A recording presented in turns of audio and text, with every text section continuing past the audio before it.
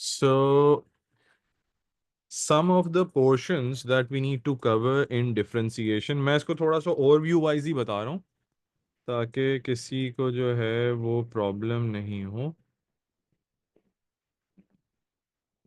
सो एक तो हम डिफरेंशिएशन की टेक्निक देख लेंगे इसके अंदर, the technique of differentiation which is simple, not that difficult. Second will be the turning point idea,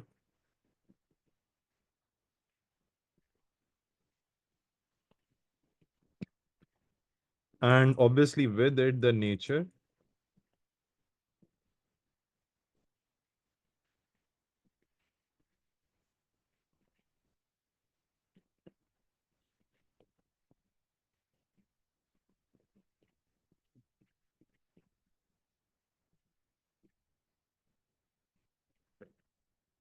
सो ये बहुत इजी पॉइंट्स हैं, बिल्कुल मुश्किल नहीं है, प्रॉब्लम किसी को नहीं होगी इसको सॉल्व करने में, और ये बहुत इजीली समझ में भी आ जाएगा।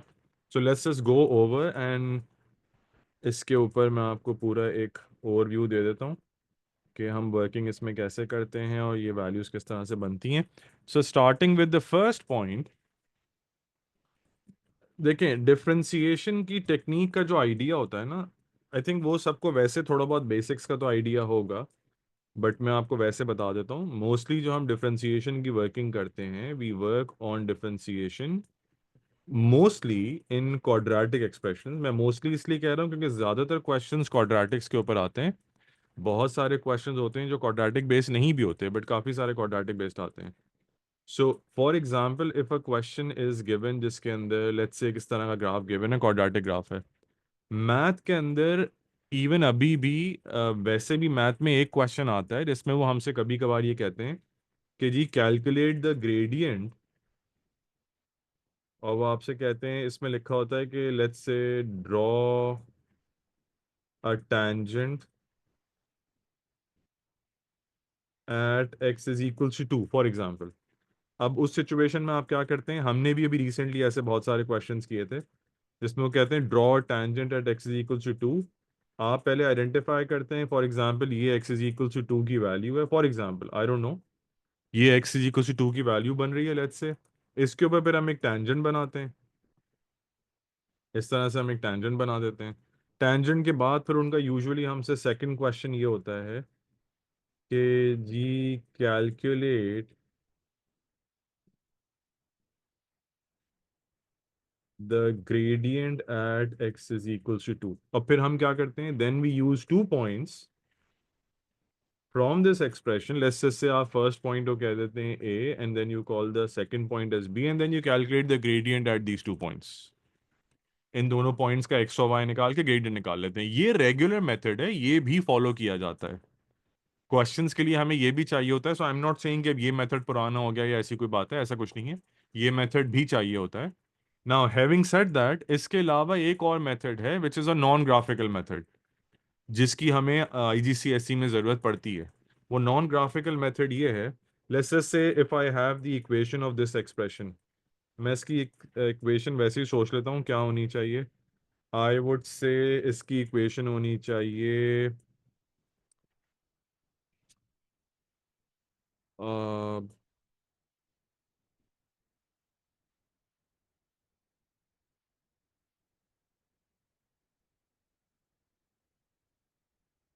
आप ये समझ लें, इसकी इक्वेशन मैं कहता हूँ इस टाइप की होनी चाहिए। बस एक सेकंड मैं ज़रा सॉल्व करके भी देख लूँ ताकि मसला नहीं हो। हाँ सही है। तो लेट्स से ऐसी इक्वेशन है, या so that method gives an estimate of the gradient ना, जो आप ग्राफिकल मेथड करते हैं वो एस्टिमेशन मिलता है उस मेथड से। एस्टिमेशन भी प्रॉब्लम नहीं है बिकॉज एस्टिमेशन ग्राफ इक्वेशन का तो होता ही एस्टिमेशन है ना, ग्राफ इक्वेशन में तो होता ही एस्टिमेशन है क्वेश्चन है, तो उसमें तो वो उन्होंने जो है वो मार्जिन दिया हुआ होता है। इफ़ योर आंसर इज 4.5 तो may be the answer accurate answer is 5, हो सकता है 5.5 हो सकता है 4.7 हो, so they have already given us the margin for that. But अगर इस टाइप की इक्वेशन आ जाए, अब ये गिवन है, it says y is equals to this expression, और मैं यहां पर आपसे यही बात कहता हूं कि जी अब वो लिखते कैसे हैं इसको? y is equals to X square minus 4x minus 5 given है, वो आपसे पूछते हैं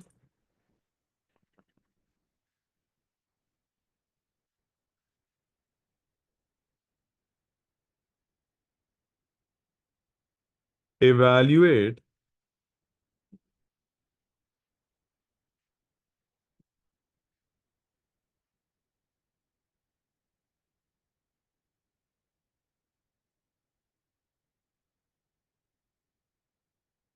an expression for the gradient of the curve। अब ये लिखा हुआ है evaluate an expression for the gradient of the curve। अच्छा, उसके लिए हम क्या करते हैं? उसके लिए हम मेथड यूज करते हैं। The method is what we call dy upon dx। It's not actually dy upon dx, it's actually just d upon dx which we implement on y। It's not dy upon dx, it's d upon dx। आप में से कुछ लोग आगे जाके A levels में math भी लेंगे तो ये d upon dx से याद रखें। You are basically differentiating y with respect to x।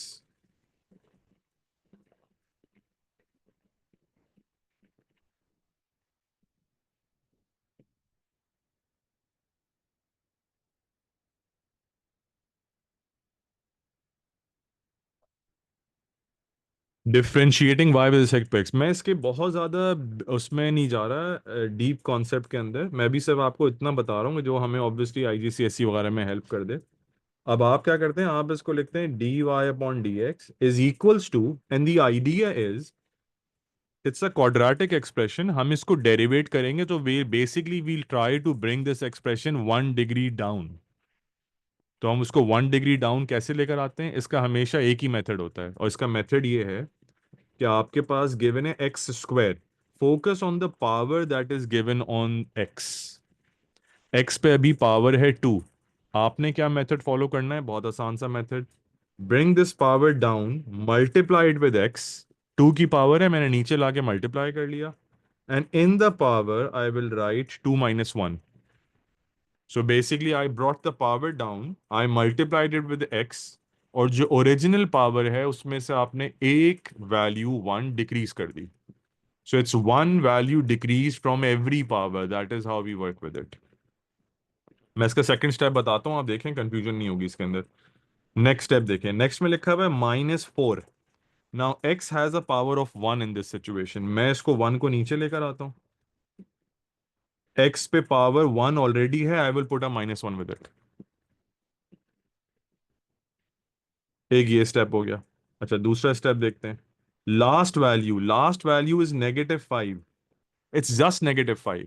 Now technically it's not written zero, इसके साथ जीरो नहीं है, इसके साथ एक्स की पावर जीरो है।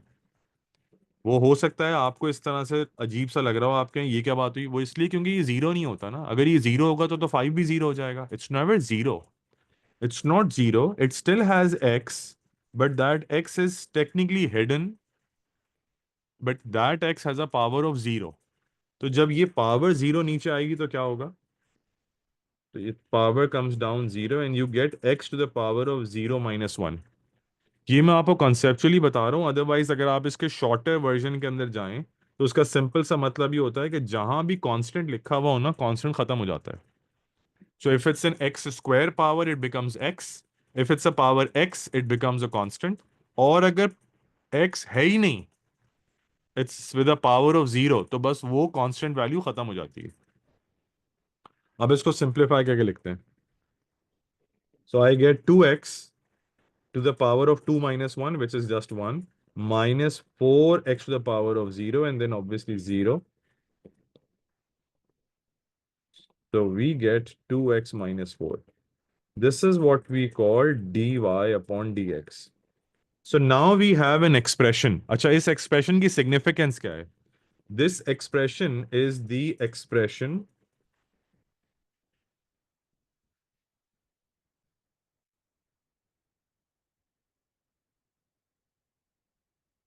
for the gradient of the curve at any given point. At any given point से मेरा क्या मतलब है? आप प्रीवियस वाले पार्ट को रिकॉल करें जो मैंने आपको बताया था। मैंने कहा था calculate the gradient at x is equal to 2। ये जो सारा काम है ना, ये अब आपका ये एक्सप्रेशन करेगा। और वो कैसे करेगा ये एक्सप्रेशन काम? यहाँ लिखा हुआ है dy upon D x is equal to 2x - 4। If you want to calculate the gradient, all you need to do is plug in this 2 in your expression and you get the answer, which is in this case is equals to 0। ठीक है, coincidentally यहाँ पे gradient 0 आ रहा है। ज़रूरी नहीं है कि इसका ग्रेडियंट 0 ही आ जाए, हो सकता है वो ग्रेडियंट किसी और पॉइंट पे पूछ लें। May be there asking for the gradient, let's say मैं कहता हूँ at x is equals to 5। मैं अगर आपसे ग्रेडियंट पूछूं x इक्वल्स टू 5 पे, आप क्या करेंगे? आप x की जगह पे पुट कर देंगे 5 और आपका आंसर आ जाएगा 6। मतलब at x is equals to 5 the gradient of your graph is 6। जी जी जी, वंश वो होता है। ये इतनी बात समझ आ रही है? अब इसको देखने के बहुत सारे तरीके हैं। मे भी हो सकता है आप में से कुछ लोगों ने इसको ऐसे पढ़ा हो कि भाई जो ग्रेडियंट का एक्सप्रेशन होता है वो होता है y2 - y1 upon x2 - x1, fair enough. उसके थ्रू भी जो है वो हम इसकी बात करते हैं बहुत सारे लोग। It's y2 - y1 upon x2 - x1.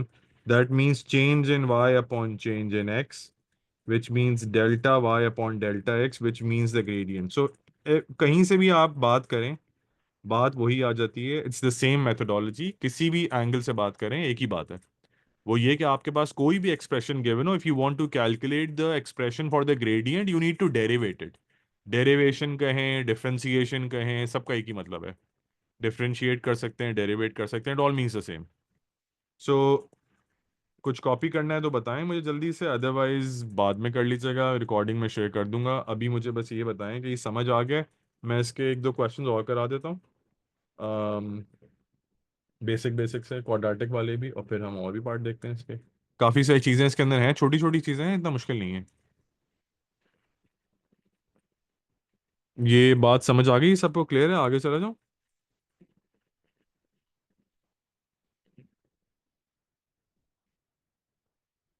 Alright.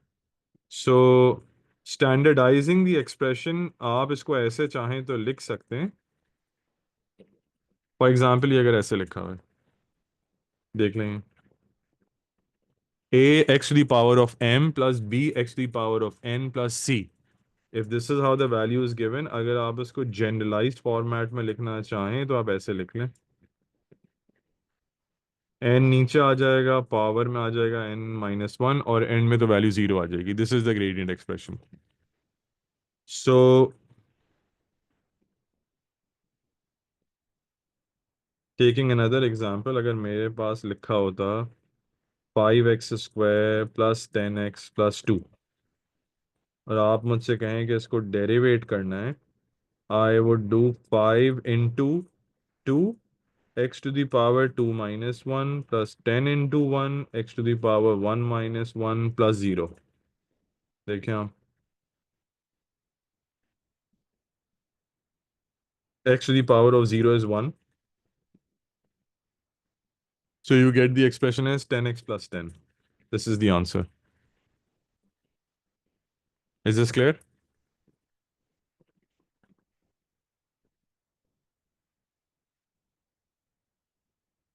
Acha, the expression could be any value. It could be a cubic expression also.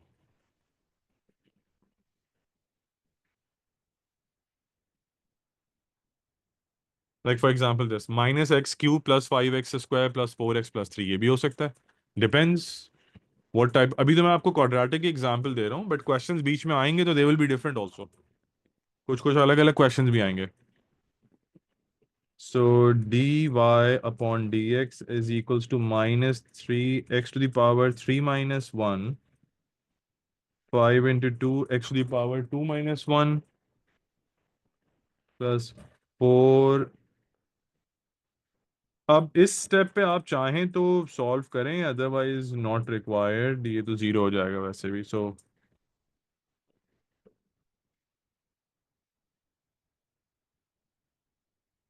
This is the expression. Now obviously if there asking for the gradient at a certain point तो वो आप निकाल सकते हैं। अगर मैं आपसे यहाँ पे कह दूं कि calculate the gradient at x is equals to 5, तो आप पुट करके निकाल लीजिए answer. So calculating the expression is one part and calculating the gradient at that point is one part. दोनों का कोई डायरेक्ट लिंक नहीं है. पहले आप एक्सप्रेशन निकाल लेते हैं. If required, they will provide you with a value of x and then you can calculate the gradient. So this is minus 75 plus 50 plus 4, which is minus 25 plus 4, that is negative 21. तो इस point पे जो gradient आ रहा है वो negative 21 आ रहा है. ये बात समझ आ रही है? यहाँ तक क्लियर है इतना कॉन्सेप्ट?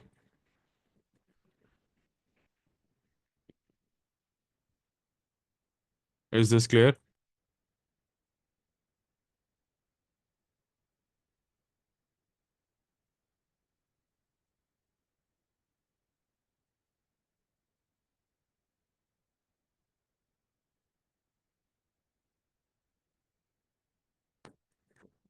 अच्छा, now moving from this point, ये तो एक बेसिक आइडिया हो गया.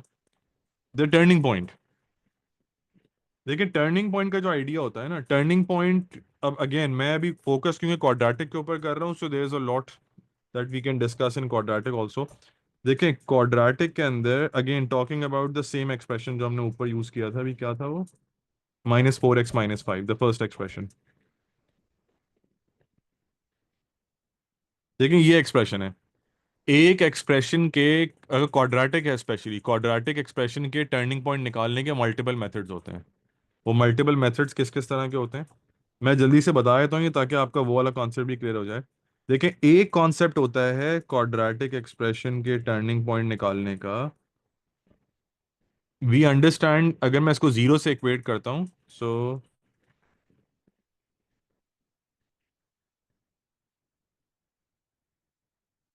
नहीं, ये मैं आपको इसलिए भी बता रहा हूँ कि ये आपको स्केचेस में भी काम आ जाएगा. So X is equal to -1 and X is equal to 5. ना, एक तरीका होता है क्वाड्रेटिक के टर्निंग पॉइंट निकालने का, ये वाला. वो डिपेंड करता है आप कौन सा मेथड यूज कर रहे हैं, उस वक्त कौन सा यूजफुल है. जरूरी नहीं है कि हर मेथड हर जगह पे काम आ रहा हो. So for example this is -1 and this is 5. Now a quadratic expression is always symmetrical about its turning points. It's always symmetrical. A quadratic graph is always symmetrical about the left hand side. Turning point कह रहा हूँ. Quadratic graph is always symmetrical on the left and on the right. So अगर ये left और right पे symmetrical होता है, उसका क्या मतलब है, अगर आप -1 और 5 का मिड पॉइंट निकाल लेना तो आपको टर्निंग पॉइंट का एक्स मिल जाता है. So if I do this mid of x, मैं इसमें this is not directly related differentiation, मैं सब चीजें बता रहा हूँ एक साथ. -1 + 5 divided by 2, so 4/2, x is equal to 2. So I know कि टर्निंग पॉइंट का जो एक्स कोऑर्डिनेट है वो तो 2 होगा. इट्स -1 + 5/2. सो इतनी बात तो पता चल गई. अच्छा वाई कैसे निकालते हैं? वाई तो आसान है. आपके पास अगर एक दफा एक्स की वैल्यू आ गई,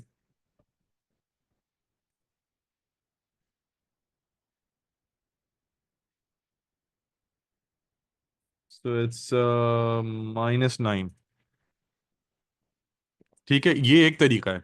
तो आपको टर्निंग पॉइंट के कोऑर्डिनेट्स मिल गए 2 -9. That's one way to solve it. Then there is another method. अब दो दो तीन तीन मेथड हैं क्यों? क्योंकि हर जगह ये मेथड नहीं चलेगा ना. There is another method. आप नोटिस करेंगे sometimes what they do is, वो आपसे कहते हैं कि इसको इक्वल करके दिखाएं to another expression of this type, a (x - h)² + k. और काफी लोगों को ये बात समझ में नहीं आती कि ये क्या हुआ, इसको क्यों इक्वल करें, इस फॉर्मेट में क्यों लिखें.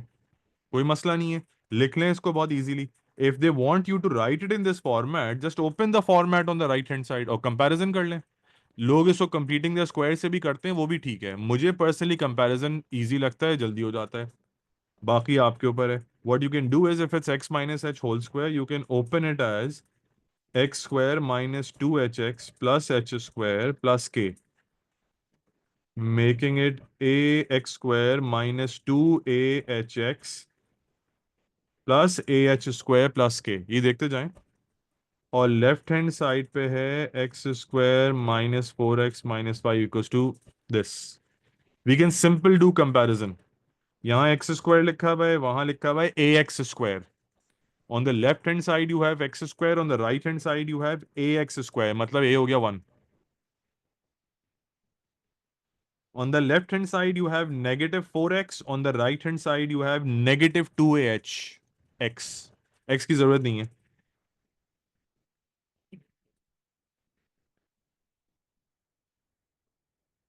h हो गया 2।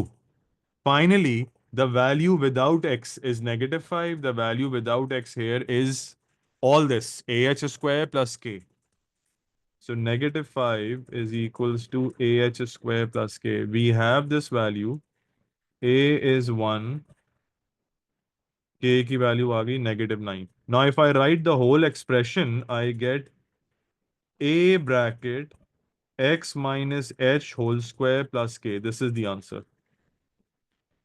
सर हमें कंप्लीटिंग द स्क्वायर से ज़्यादा अच्छा लगता है, ओके उससे कर लीजिए। सर हमें जो है वो ज़्यादा कंपैरिजन से समझ में आता है, उससे कर लीजिए। आपके ऊपर है, जिससे समझ में आ रहा है उससे कर लें, आपकी चॉइस है। अच्छा, इस मेथड का फ़ायदा क्या है, इससे मिलता क्या है? ये जो ऊपर एच और के लिखा हुआ है ना, this h and k is basically the coordinates of your turning point. आप नोटिस करें, 2, -9। These are the coordinates of your turning point. आप नोटिस करें, मैंने एच के साथ माइनस नहीं लगाया क्योंकि वहां फॉर्मूले में माइनस लगा हुआ है ना। If you match the values, this is negative h, this is -2, that makes h as 2। This is positive k, this is -9, that makes k as -9। जैन में बता रहा हूं, एक सेकेंड। ठीक है, दिस इज वन मेथड। अच्छा, अब क्या इसके अलावा भी कोई मेथड है? जी, इसके अलावा भी मेथड है। इसके अलावा मेथड होता है डिफरेंशिएशन वाला।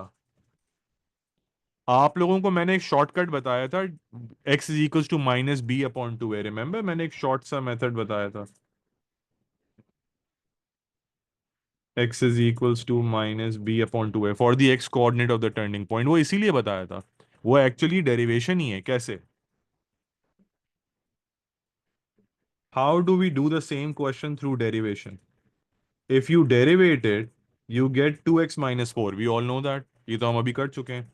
बट जो चीज आप लोगों ने ऑब्जर्व शायद नहीं करी हो किसी ने, वो ये कि क्वाड्रेटिक एक्सप्रेशन कि टर्निंग पॉइंट के ऊपर उसका ग्रेडियंट 0 होता है। क्यों? क्योंकि वो टर्न कर रहा होता है। मतलब if I want to calculate the gradient at this point, the gradient of this flat line at the turning point will be equal to 0।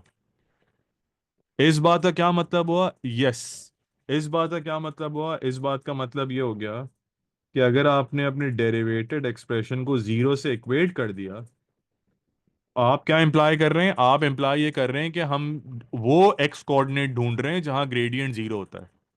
तो आपने dy/dx को रखा 0 और x की वैल्यू निकाल के दिखा दी, वो आ गया x is equal to 2। Again the same point. See, we are getting the same answer through all these values. This is x is equal to 2। What about y? y निकाल लें फिर। y आप वही निकालें अपने ओरिजिनल एक्सप्रेशन से, जो आपका ओरिजिनल एक्सप्रेशन है। You get y as -9। So whatever method you follow, you will get the same answer.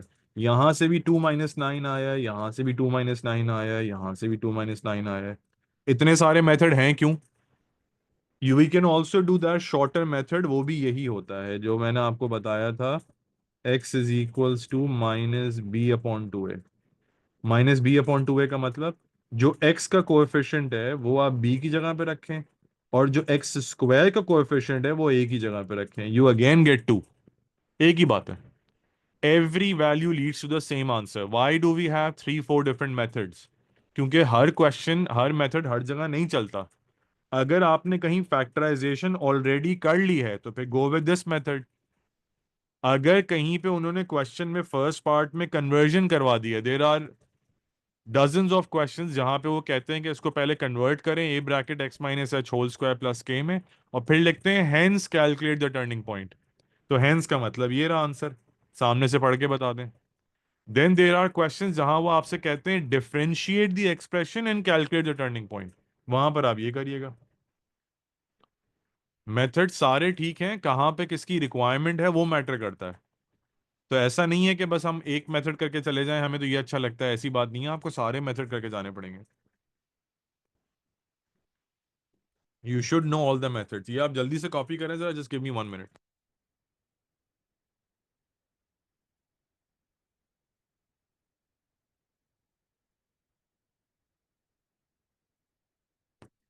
So you have to understand all the methods. So with a simple logic, if you derivate an expression and you equate the value with zero, you equate the derivative is equals to zero, you get a value of x. What is that x? That x is the x coordinate of your turning point. खत्म बात। y कैसे निकालेंगे? y तो हमेशा original equation से निकलता है, और कोई इक्वेशन नहीं होती y निकालने के लिए। ये बात समझ आ गई है? Yeah, obviously this is easy in comparison to add math differentiation. Definitely, ये तो पहला part है. This is like the first. This is like one of the exercises of the add math differentiation का जो first part है, उसकी एक exercise है ये. ठीक है, यहाँ तक clear है ये? समझ आ गया? आगे चलें. Now there is one more part that we need to understand, and that is what we call. In fact, दो parts हैं. अभी देखते हैं, एक तो कर लें पहले. So एक part होता है nature का. नेचर वाला पार्ट क्या है देखें, क्वाड्रेटिक ग्राफ सिर्फ इस टाइप का नहीं होता, क्वाड्रेटिक ग्राफ सिर्फ ऐसे नहीं होते, क्वाड्रेटिक की एक और टाइप होती है। दोनों में डिफरेंस सिर्फ मैक्सिमम मिनिमम वैल्यूज का होता है, अदरवाइज बाकी प्रॉपर्टीज तो सेम होती हैं। So this has x1 and it has x2 and this has x1, इसमें भी कोई ना कोई x2 होगा, वो भी क्वाड्रेटिक है, वो भी क्वाड्रेटिक है। So for this part you have a point where the gradient is equal to zero, तो वो तो यहां पर भी है, gradient is equal to zero, इसमें भी जीरो है। मतलब इसमें d Y upon D x equal to zero आएगा यहाँ पर, यहाँ भी d Y upon D x zero आएगा। तो हम ये कैसे डिफरेंशिएट करेंगे कि ग्राफ किस टाइप का है? Is it a maximum graph, is it a minimum graph? Because this is a minimum graph. Minimum कैसे पता चल रहा है? बहुत ऑब्वियस सी बात है, ग्राफ नीचे जा रहा है तो मिनिमम ही होगा ना। यहाँ पे मैक्सिमम है, कैसे पता चल रहा है? ऑब्वियस सी बात है, the graph comes to a maximum point and then goes back. अब मसला ये है कि just by looking at the expression without doing the sketching part और विदाउट ड्राइंग द ग्राफ, मुझे कैसे पता चलेगा कि ग्राफ मैक्सिमम है मिनिमम है? There are ways to see this also, but जो उसका सबसे आसान, देखें इसमें दो तीन तरीके होते हैं। Maximum minimum in a quadratic expression is identified through this value of A. If this a is greater than 0, that means the graph that we are talking about is a minimum graph. Simple as that. If this a is less than 0, that means we are talking about a maximum graph. But point ये है कि मैं अभी आपको explanation quadratic के हिसाब से दे रहा हूं, हर क्वेश्चन क्वाड्रेटिक नहीं आएगा। So is there a methodology? Cubic भी आ सकता है, रेसिप्रोकल हो सकता है कोई, या कोई और डिफरेंट वैल्यू हो सकती है। हाउ वुड आई अंडरस्टैंड कि मैक्सिमम है या मिनिमम है? उसका तरीका क्या है? उसका तरीका है the second derivative method.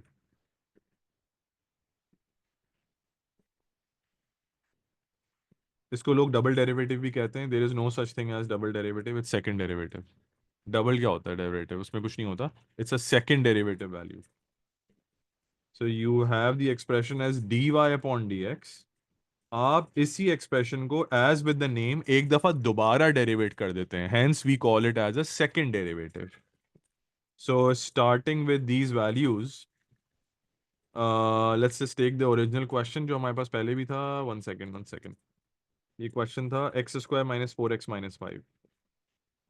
So it's x square minus four x minus five. आपने इसको एक दफा डेरिवेट किया, fair enough, you got the answer as two x minus four. What to do now? इसको दोबारा डेरिवेट करें, one second.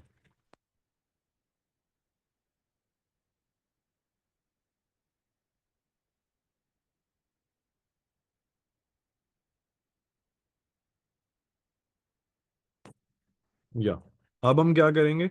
So डेरिवेटिंग the expression again, मतलब कुछ नहीं करना, सिर्फ 2x-4 जो लिखा हुआ है ना, yes I will be sending the recording, ये जो लिखा हुआ है ना इसको दोबारा डेरिवेट कर दें। सो ये 2x-4 लिखा हुआ है, how to derivate this again? If it's 2x, 2x की डेरिवेटिव 2, 4 का डेरिवेटिव 0।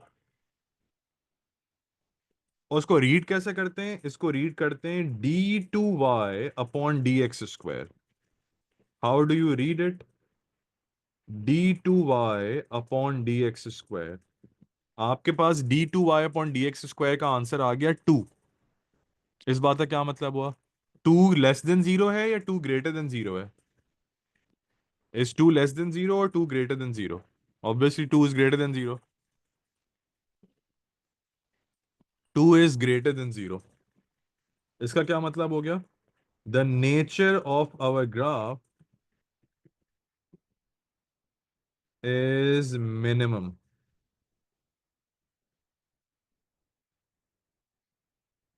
मतलब अगर हम ग्राफ ड्रॉ करें तो उसका जो नेचर है वो ग्राफ इस टाइप का ड्रॉ होगा, मिनिमम ग्राफ हो गया ये बात समझ आ गई है? अच्छा, क्या कभी ऐसा हो सकता है कि आंसर डायरेक्टली 2 नहीं आए, आंसर आ जाए 5x? इज इट पॉसिबल कि यहाँ 2x नहीं आता, आंसर 2x आ जाता? Is it possible? Yes it is.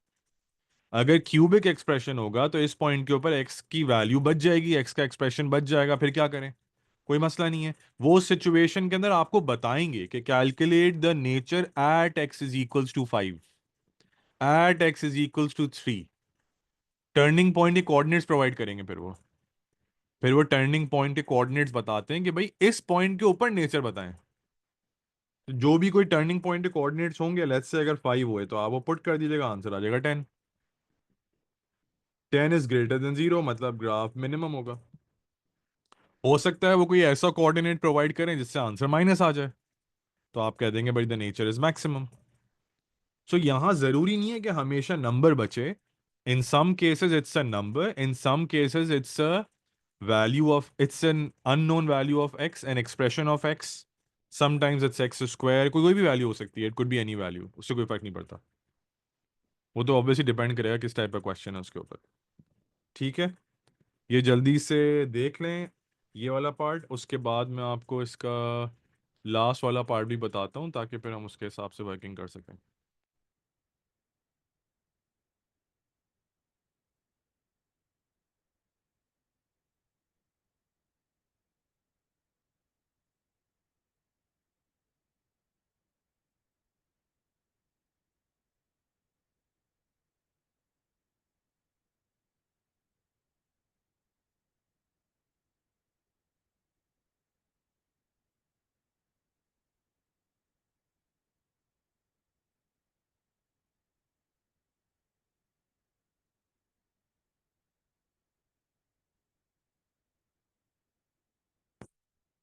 All right. Abdullah मैं देखता हूँ बेटा अभी, इसकी लास्ट वाला पार्ट और बता दूं मैं, equation of tangent and normal भी कहते हैं उसको, परपेंडिकुलर भी कह रहे होते हैं। बस मैं आपको ये पार्ट बता दूं, फिर हम आगे देख लेते हैं। Now see, when we are talking about, इसका ये वाला पार्ट ही बता दूं ना, क्योंकि इसकी एक्सप्लेनेशन इतनी लंबी नहीं है, we can just move to the past paper questions after this.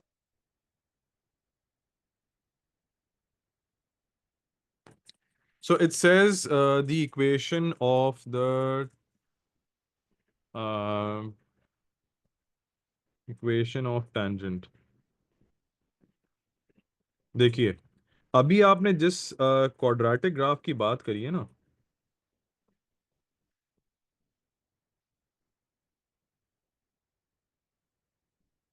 जिस ग्राफ की हम बात कर रहे थे, वो ग्राफ कुछ इस टाइप का था, और उसका टर्निंग पॉइंट था 2 - 9, this was -1 and this is 5। अच्छा, अब लेट्स से मैंने आपसे कहा यहाँ पर उसकी इक्वेशन थी x² - 4x - 5। Sorry. So I got the gradient as 2x - 4। ठीक है जी। I got the gradient value as 2x minus 4. 1 second, I think आप में से किसने ये शायद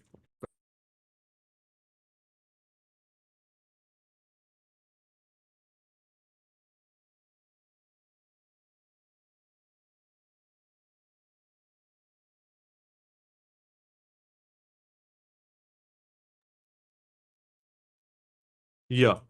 So if it's dy upon dx is equals to 2x minus 4, if this is the value, और वो आपसे कहते हैं कैलकुलेट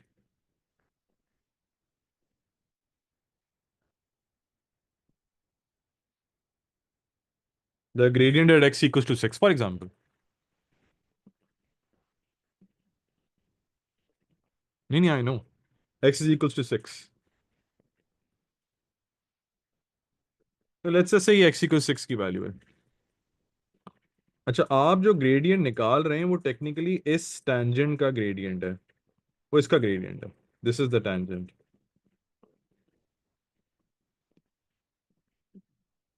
इसका हम ग्रेडियंट निकाल रहे हैं।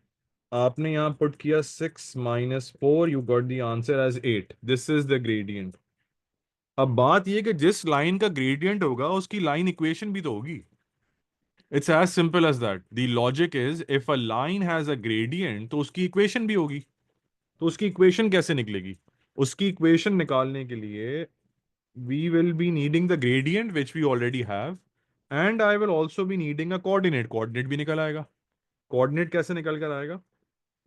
भाई आपके पास x equals to 6 है ना, आप x equals to 6 के ऊपर y निकाल लें। आप इस पे x is equals to 6 put करें ओरिजिनल इक्वेशन के अंदर। As I was saying, y comes out of the original equation always। y की वैल्यू आ गई यहाँ पर 7। So now you have the gradient as 8 and you have the coordinates of the point as 6 comma 7. So अब हम क्या करेंगे? Y is equals to mx plus c, y is 7, m is 8, x is 6 plus c. So 8 6 are 48 is equals to c. So we get the value of c as -41। ये देख लें please, मैंने कुछ गलती तो नहीं करी, मुझे बता दें। It's the equation of the tangent is 8x minus 41 according to this calculation। ये इसका आंसर है। This is the equation of the tangent. ऐसे ही निकाली जाती है इक्वेशन। आप डेरिवेट करते हैं, x की वैल्यू पुट करते हैं, उस पे ग्रेडियंट आ जाता है। y कहाँ से निकालते हैं? From the original equation. Then you just merged all the values together in the equation of y equals to mx plus c। अच्छा, फिर वो क्या करते हैं, कभी कभार इसके बाद एक और पार्ट पे चले जाते हैं वो, और वो पार्ट होता है नॉर्मल का। नॉर्मल मतलब या perpendicular. So what they do is they draw another line on the same point जिस पे आपने टेंजेंट बनाया होता है ना, वो उसी के ऊपर एक और लाइन ड्रॉ कर देते हैं। That line is suppose to be at 90 degrees to the already given tangent that we have. मैं समझा देता हूँ, मैं बिल्कुल समझा देता हूँ। देख लें दोबारा। So see the tangent part again please. In the tangent part उन्होंने आपसे पहले कैलकुलेट कराया डेरिवेटिव। डेरिवेटिव कैलकुलेट आपने किया, दैट बिकेम 2x माइनस 4। उन्होंने कहा calculate the gradient at x is equals to 6। Gradient कैसे आ गया? आपने अपने एक्सप्रेशन के अंदर 6 पुट कर दिया, आपको आंसर मिल गया 8। Now after this they are looking for the equation. अब वो आपसे कह रहे हैं कि भाई हमें इक्वेशन चाहिए। तो हम इक्वेशन कैसे निकालेंगे? Equation of tangent.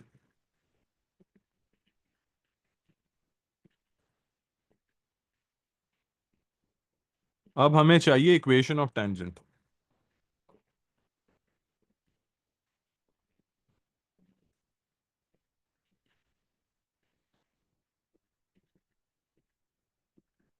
ठीक है, टेंजेंट की इक्वेशन कैसे निकलती है? आपने पहले y निकाला उस पॉइंट के ऊपर जिस पॉइंट पे टेंजेंट बनाया था, ये पॉइंट था ना। इस पॉइंट पे x की वैल्यू थी 6, इसके ऊपर आपने पहले निकाला y। कैसे? अपने ओरिजिनल एक्सप्रेशन के अंदर आपने x की वैल्यू पुट करी 6। ठीक है, उससे आ गया y 7। So you have the gradient of this line as m is equals to 8। You have the coordinate to work with as 6 7। इन दोनों वैल्यूज को आपने पुट किया इक्वेशन में, y is equal to m x plus c, and you got the value of c, और फिर आप पूरी एम एक्स प्लस सी को उठा के लिख दें तो वो आपकी इक्वेशन आ गई, equation of tangent. Clear? So 2x minus 4 equals to 0, the value of x we get, what do we do with that? That is for the turning point. अगर आप 2x माइनस फोर को zero से equate कर देंगे वो तो turning point पे चले जाएंगे ना आप, ये तो ग्रेडियंट किसी और पॉइंट का आया है ना। If you equate the derivative with zero, that gives you the x coordinate of the turning point.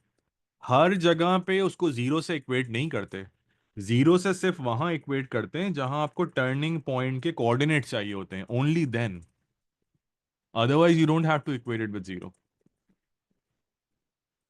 ठीक है। अच्छा, ये आ गया टैंजेंट का एक्सप्रेशन। दूसरी जो मैं बात कर रहा हूं ना, मोस्ट वेलकम बेटा, दूसरी जो मैं बात कर रहा हूं वो मैं बात कर रहा हूं नॉर्मल की ना। इसको कभी नॉर्मल भी कहते हैं, एड मैथ के अंदर इसको नॉर्मल भी लिखा होता है, कहीं कहीं पे ये परपेंडिकुलर भी लिखा हो सकता है, कंफ्यूज मत होइएगा। इस लाइन का पर्पस क्या है? ये भी उसी पॉइंट से पास कर रही है जहां से टैंजेंट पास करता है। The only difference is that's a tangent line, this is at 90 degrees to the tangent known as the normal. इसको हम कहते हैं 90 degrees to the tangent line known as the normal line. इसलिए इसको perpendicular भी कहा जाता है, नॉर्मल भी कहा जाता है। It passes through the same point. तो ये आपको एज अ नॉर्मल भी लिख के दे देते हैं, और इसी पॉइंट पे उसको परपेंडिकुलर भी कह देते हैं, दोनों ही बातें हो सकती हैं। ठीक है। अच्छा, इसमें और पुराने वाले इक्वेशन में डिफरेंस क्या होता है, वो बड़ी अच्छी बात है। द गुड पार्ट इज कि ये और सो टेंजेंट और normal they both pass through the same point, that's the best part. So we don't have to work with that. हाँ, ग्रेडियंट को चेंज करना पड़ता है, क्यों? क्योंकि ग्रेडियंट की परपेंडिकुलर वाली कंडीशन आप सबको याद होगी, it's m1 .m2 is equal to -1। If you multiply two gradients and if the product is equals to -1, that means the lines are perpendicular to each other. So how do we use this concept? We use this concept in a very simple manner, and that simple manner is, yeah, आपके पास पहला वाला gradient है, that gradient is 8.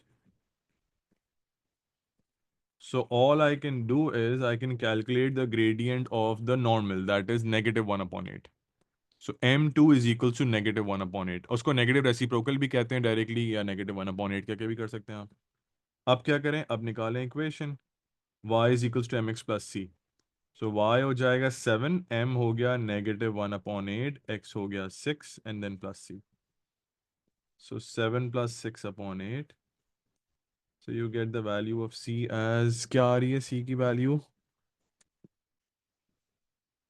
3/4, and then 4 7s are 28, so 31/4। देखना भाई, I think यही होगी,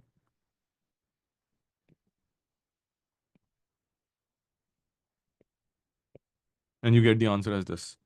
अच्छा, generally हम क्या करते हैं, दिस आंसर इज करेक्ट, मैं सजेस्ट आप लोगों को यही करता हूँ, इस तरह से मार्किंग स्कीम में वैल्यूज नहीं गिवन होती। वो ये कि एक तो आंसर्स को नेगेटिव नहीं छोड़ते और एक आंसर्स को फ्रैक्शन में नहीं छोड़ते। So try to, I mean गलत नहीं होगा, बट एग्जामिनर के लिए काम इजी कर देना। So this is 8y + x is equals to 62। तो ये आपका हो गया equation of tangent, and then the other part is the equation for the normal. देखें इसमें कोई कंफ्यूजन है, कोई मसला है इसमें? नहीं है कोई मसला तो एक ₹5 क्वेश्चन कराते हैं फिर आपको।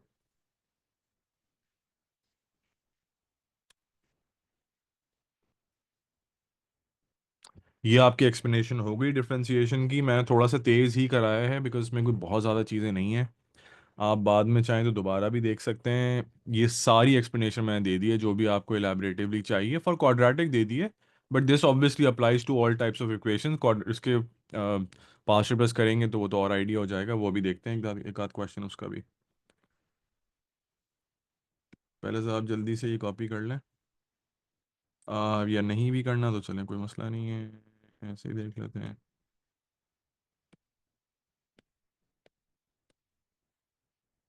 ठीक है, अगर आप कॉपी कर रहे हैं तो कर लीजिए, otherwise I will show you the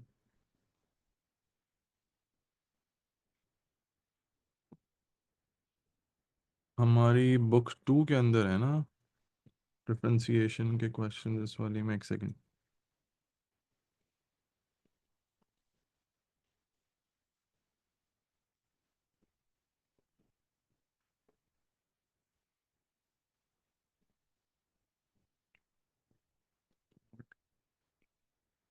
1 second.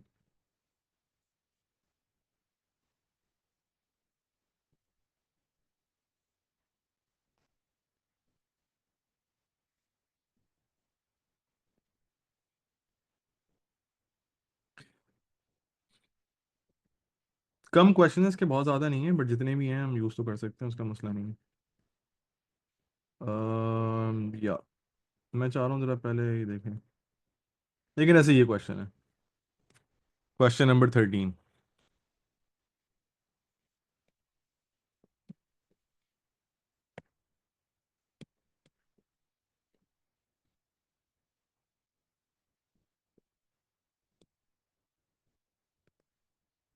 Ahmad या शोर, सी।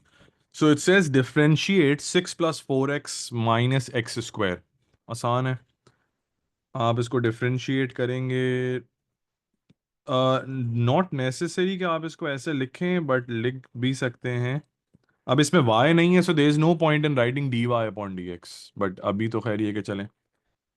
अच्छा, अब क्या होगा, जब आप इसको डेरिवेट करेंगे, 6 तो 0 हो जाएगा, 4x becomes 4 and x² becomes -2x। ये बन गया एक्सप्रेशन। सो जब वो आपसे पूछेंगे तो आप यहाँ पर लिख के देंगे 4 - 2x। अच्छा, अब वो जो बात मैं आपसे कर रहा था ना कि जी टर्निंग पॉइंट के लिए तीन तीन मेथड क्यों है, वो इस अब मैं इस पार्ट के अंदर, जब सेकंड पार्ट है, सेकंड पार्ट में why would I go towards that mid point वाला मेथड या एच एन के वाला method? I already have the expression. वो कह रहे हैं find the coordinates of the turning point of the graph. तो आधा काम तो हुआ हुआ है मेरे लिए। So I would just, now I can write it as dy/dx। ऐसा क्यों? क्योंकि ऊपर उन्होंने y लिख दिया है ना। सो अब मैं करूंगा, इसको रखूंगा 0। आप में से कोई अभी पूछ रहा था कि इसको 0 क्यों रखेंगे, कब रख सकते हैं। So this is how we can write it as 0, because we are working with the coordinates of the turning point. अब मैं करूंगा 4 = 2x एंड x = 2। सो आपके पास कोऑर्डिनेट आ गया टर्निंग पॉइंट का, x coordinate. How to get the value of y? That's very simple, it's always simple. Please do not get confused. Sir मैंने यहाँ put कर दिया आंसर आ गया, मैंने उधर पुट कर दिया आंसर आ गया, ऐसा कुछ नहीं होता। उसका एक ही तरीका है सिर्फ, और वो ये है ओरिजिनल एक्सप्रेशन में। So I don't know, but for some reason a lot of students what they do is वो x की वैल्यू यहाँ पुट कर देते हैं। भाई यहाँ क्यों पुट कर रहे हैं? dy/dx, वो तो वापस 0 आ जाएगा। आप तो ग्रेडियंट निकाल रहे हैं, ग्रेडियंट थोड़ी चाहिए हमें। It's 6 + 8 - 4. So we get the answer as 10. So the coordinates that they were asking for are 2, 10. Done? समझ आ गया? Best.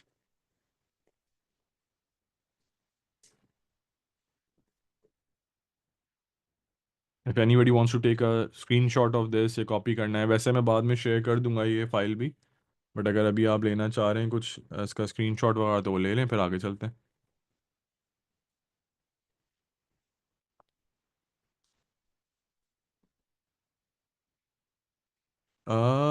इसमें crispy question, I don't think इसमें क्रिस्पी हैं इतने वैसे। अच्छा चलें ये एक देखते हैं, ये क्यूबिक एक्सप्रेशन है। इसमें मसला ये है कि मैथ के स्टूडेंट्स को, एड मैथ के स्टूडेंट्स को इसके अंदर क्वेश्चंस क्रिस्पी लगेंगे नहीं। एक है थोड़ा सा क्रिस्पी, वैसे देखता हूँ अभी, नॉट एग्जैक्टली क्रिस्पी, बट वो अच्छा है, हल्का फुल्का क्रिस्पी है। A curve has equation y = 4x³ - 3x + 3. Find the coordinates of the two stationary points. Now, why are there two stationary points? आप क्यूबिक ग्राफ की एक्सप्लेनेशन याद करें, जब मैंने आप लोगों को स्केच ऑफ ग्राफ्स वाली वीडियो के अंदर भी वो दिखाया था और क्लास में ही बताया था। क्यूबिक ग्राफ जो हैं वो क्वाड्रेटिक स्टाइल सॉर्ट ऑफ, वो इस तरह से ग्राफ होता है cubic graph.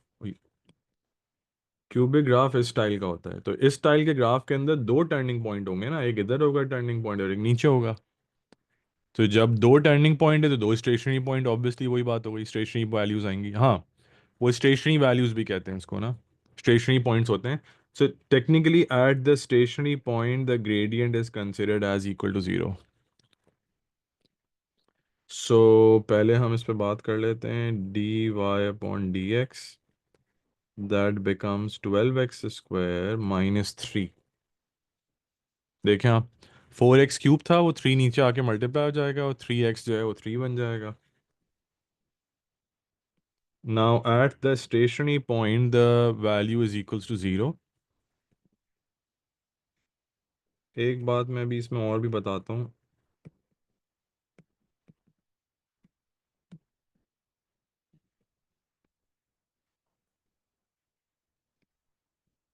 So we get two answers for x. One is negative half and the other is positive half. आप मुझे इसका आंसर बता देंगे प्लीज कैलकुलेट करके ज़रा. If you put these values, plug in these values back in the expression for y, उसका answer बता देंगे. ऑलराइट, सो आप कह रहे हैं एक आंसर है half and 2 and the other answer is negative half and 4. सही है. Determine whether each of the stationary point sorry is a maximum or a minimum. Give reasons for your answer.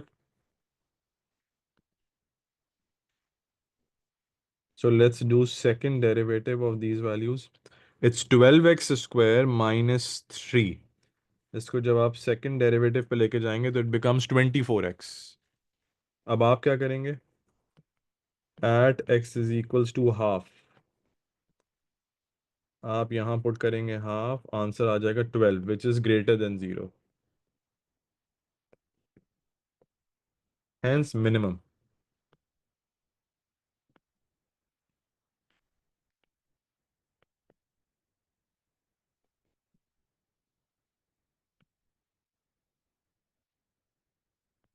That's negative 12 lesser than 0, hence maximum.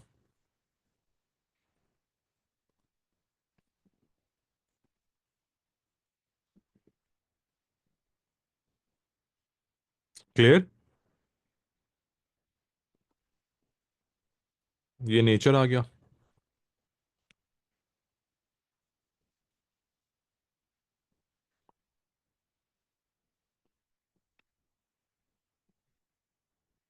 जी जी सही है.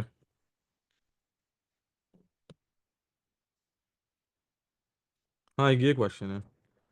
खैर ये भी कोई इतना मुश्किल नहीं है, बट या इट्स, ये किसके पार्ट पर है? सो ये तो इजी है, स्टेशनरी पॉइंट पर ही है वो तो value.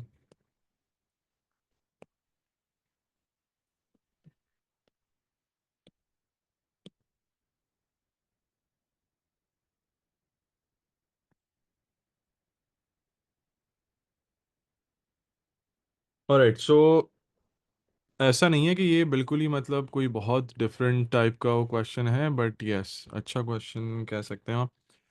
So it says, so the it says y is equals to x to the power of p plus 2x cube, and then dy upon dx is given as 11x to the power of 10 plus 10x to the power of 4, where dy upon dx is equals to the derived function.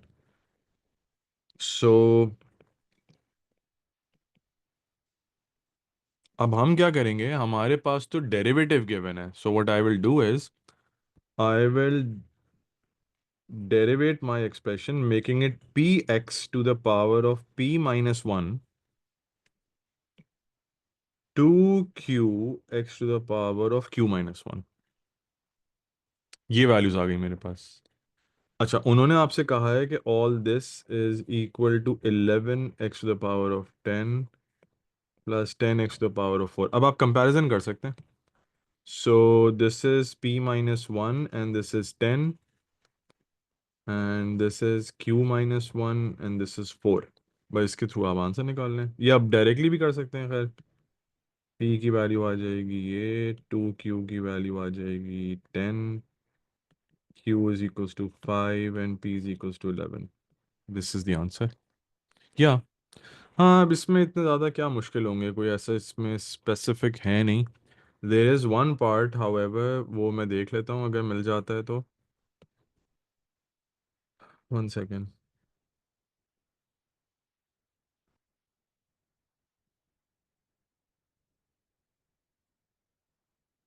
हाँ ये है, ये मैं आपको करा देता हूँ। बस ये करा के फिर हम क्लास एंड करते हैं, बिकॉज इसमें टेंजेंट भी कवर कर दिया उन्होंने।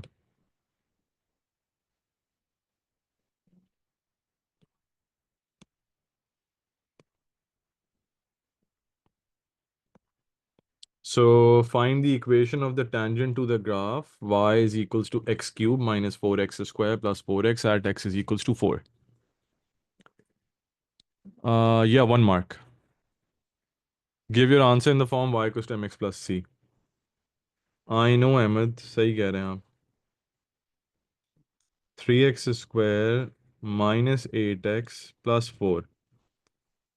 It says at x is equals to 4. So the first step would be to calculate the gradient.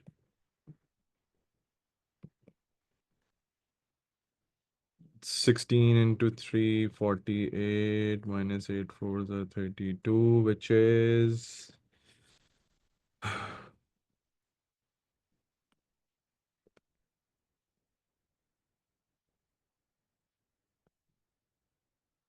तो ग्रेडियंट आ गया 20। Now I need the value of y, because x तो है मेरे पास, y नहीं है।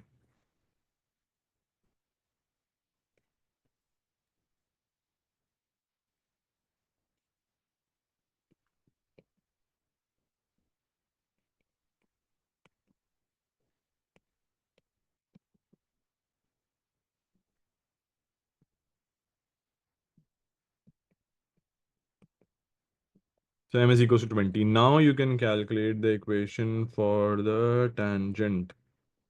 16 is equals to 20, x is 4.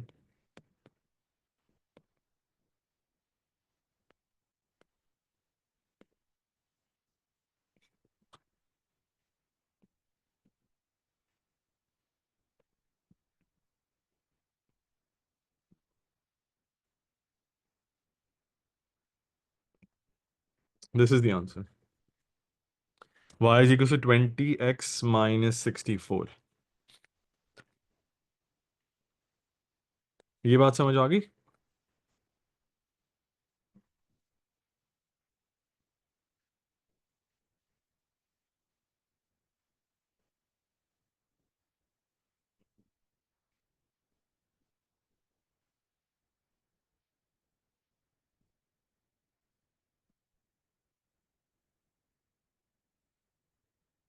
अच्छा, before we end the class, मैं एक बात इसमें मतलब वैसे ही बता रहा हूँ आपकी नॉलेज के लिए, नॉट एग्जैक्टली कि ये इम्प्लीमेंट हो सके या नहीं। देखें, जो टर्निंग पॉइंट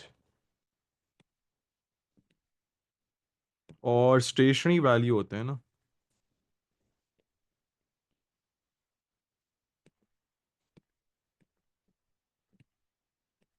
सो उसमें अब in a regular language we just call them the same. Turning point है, स्टेशनरी पॉइंट है, बस ठीक है भाई, सही है, वही पूछ रहे हैं वो। कॉन्सेप्चुअली ऐसा नहीं होता। वी अंडरस्टैंड के टर्निंग पॉइंट पे और स्टेशनरी वैल्यू दोनों के ऊपर ग्रेडियंट जीरो होता है। दैट्स फाइन, ग्रेडियंट जीरो होता है। बट जरूरी नहीं है कि stationary point is always the turning value. मतलब टर्निंग पॉइंट जो है वो ग्राफ आपका ऐसे टर्न कर रहा होता है। ये है dy upon D x is equals to zero.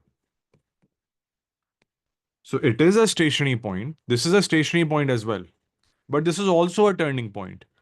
मतलब ये स्टेशनरी भी है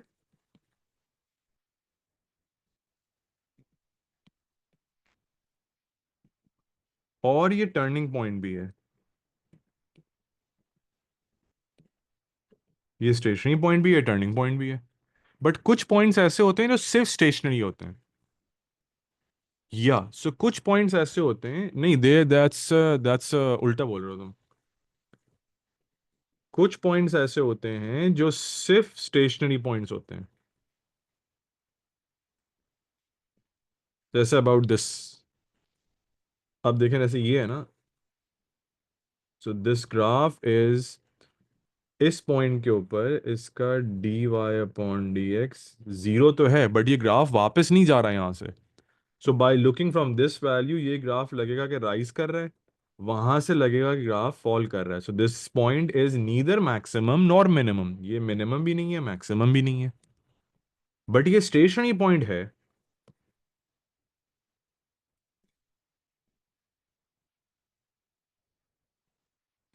स्टेशनरी पॉइंट ये है, टर्निंग पॉइंट ये नहीं है। सच अ पॉइंट, अरे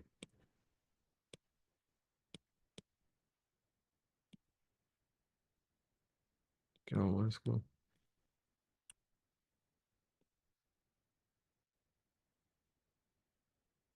रेस क्यों हो गया?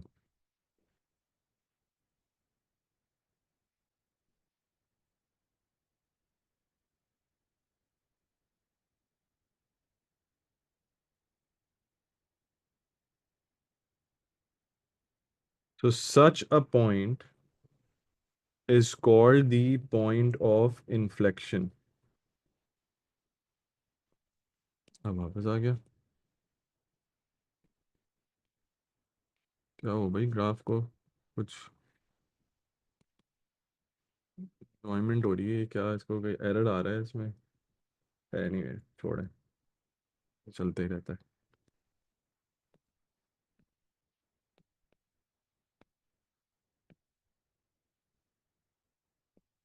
सच a point is called the point of inflection. इतने डेप्थ के कॉन्सेप्ट की आपको मैथ में जरूरत नहीं पड़ती, बट एड मैथ में होती है जरूरत। At this point the second derivative is equal to zero. This is the second derivative which is equal to zero. इस पे लेसर देन जीरो नहीं होता, ग्रेटर देन जीरो नहीं होता। It's just a conceptual value. कोई video देख रहा हो तो उसको लगे कि भाई टर्निंग पॉइंट और स्टेशनरी वैल्यू एक ही चीज़ है, नहीं एक नहीं है। स्टेशनरी पॉइंट पे सब पे ग्रेडियंट जीरो होता है, बट ज़रूरी नहीं है कि वो टर्निंग पॉइंट भी हो। ठीक है, so just to give you an idea, so that's about it. और इस पे तो पूरी एक्सप्लेनेशन हो गई।